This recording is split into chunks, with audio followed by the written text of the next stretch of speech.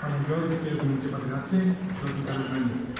Είναι ιδιαίτερη χαρά μου που βρίσκομαι σήμερα ανάμεσά σα σε αυτή την πανηγυρική εκδήλωση τα 50 χρόνια λειτουργία Σωματείου Αγίου Γεωργίου Περιστερώτα. Στα ΙΕΚ ΔΕΛΤΑ αποτελεί πεποίθησή μα ότι η εκπαίδευση και ακόμα περισσότερο η επαγγελματική κατάρτιση δεν είναι κάτι το οποίο πρέπει να επιβάλλεται στους ανθρώπους, αλλά είναι κάτι το οποίο πρέπει να γίνεται κτήμα τους μέσα από ενδιαφέροντα βιώματα, πραγματικές εμπειρίες που βοηθούν τα παιδιά να κάνουν κτήμα τους στο αντικείμενο το οποίο πραγματεύουν. Το ίδιο πιστεύω ότι πρέπει να γίνεται με τις παραδόσεις και τις ιστορικές μνήμες ενός λαού. Στη συνεργασία του ΙΕΚ ΔΕΛΤΑ με το Σωματείο, πιστεύω ότι πετύχαμε να εφαρμόσουμε αυτές τις αρχές με τον καλύτερο δυνατό τρόπο, καθώς οι σπουδαστές μας είχαν την ευκαιρία να ασκήσουν τις τεχνικές γνώσεις που πήραν από το ΙΕΚ, μαθαίνοντας παράλληλα για την ιστορία, τις παραδόσεις και τις μνήμες του ποντιακού ελληνισμού. Οφείλω να σας ομολογήσω ότι ο ενθουσιασμός και ο επαγγελματισμός που δείξαν τα παιδιά μας συγκίνησε στο σχολείο, γιατί είδαμε με τον καλύτερο δυνατό τρόπο ότι οι νέοι άνθρωποι αυτού του τόπου, όταν βρίσκουν υποστήριξη και έμπνευση από τους ανθρώπους που τους περιβάλλουν, μπορούν να κάνουν σημαντικά πράγματα, σημαντικά έργα.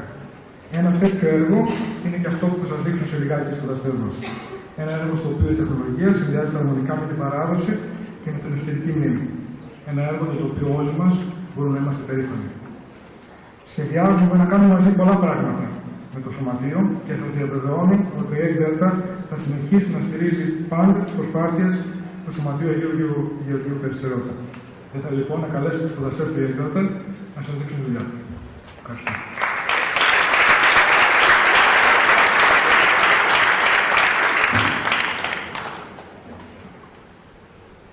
Παναγιώτατε, Σεβαστή Αρχιερείς. Ονομάζομαι Μουστάκας Βασίλειος, είμαι απόφοιτος του ΙΕΚ ΔΕΛΤΑ Θεσσαλονίκης και στη συνεργασία του τομέα μας με το Σωματείο του Αγίου Γεωργίου Περιστερώτα ήταν η δημιουργία και αναβάθμιση της παλαιάς ιστοσελίδας την οποία βλέπετε αυτή τη στιγμή μπροστά σας. Μετά από μελέτη την οποία εγώ και οι συνάδελφοί μου και ο καθηγητής μας αποφασίσαμε ότι το νέο site δίνει τη δυνατότητα στον χρήστη να καταλάβει τον διαχωρισμό μεταξύ του Σωματείου και του Ερευνητικού Κέντρου.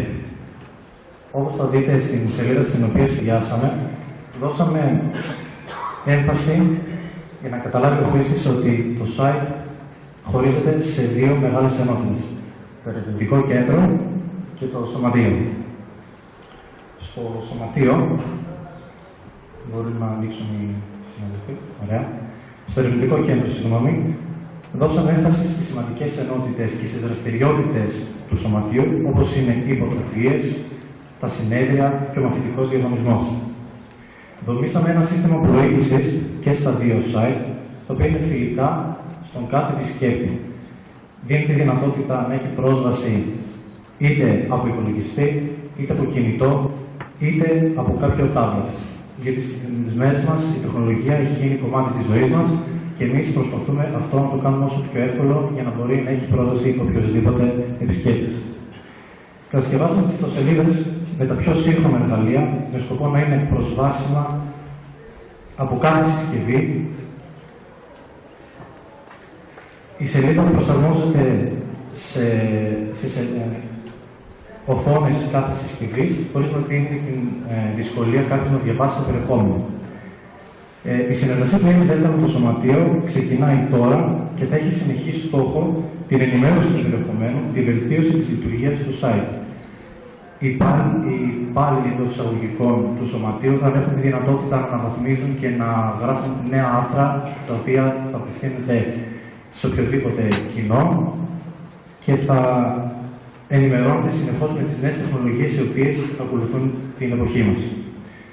Τέλος, ήθελα να ευχαριστήσω θερμάτως τον κύριο Θεοδόσιο Κυριακίδη, υπεύθυνο του Ερευνητικού Κέντρου, που μας έδωσε την ευκαιρία να συνεργαστούμε και να αναβαθμίσουμε το site.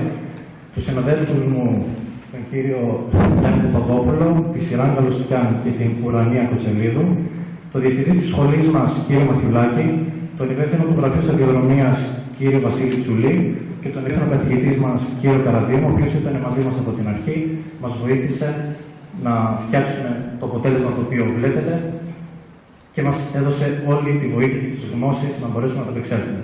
Ευχαριστώ πάρα πολύ.